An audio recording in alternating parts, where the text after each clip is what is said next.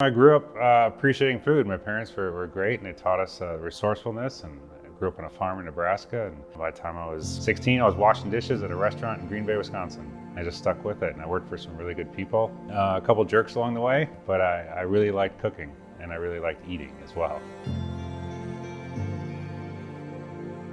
I'm most excited as an ambassador for the next couple of years is to help get San Antonio recognized more, whether that's in inviting chefs and communities here to share our story and our pride, but also for us to travel as well and spread the gospel of San Antonio and the foodways that we have, and the history of our missions and history of our city, and just the flavors that are already here that we get to use every day.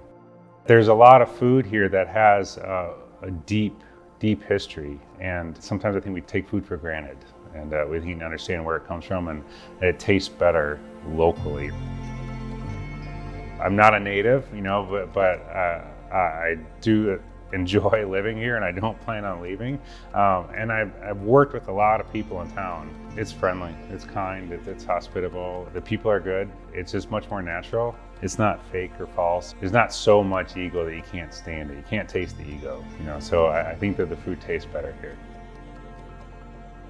I think it's all about discovery. I think there's a great sense of adventure with travel as well as with food and people, looking for new ways and different interpretations of multiple things.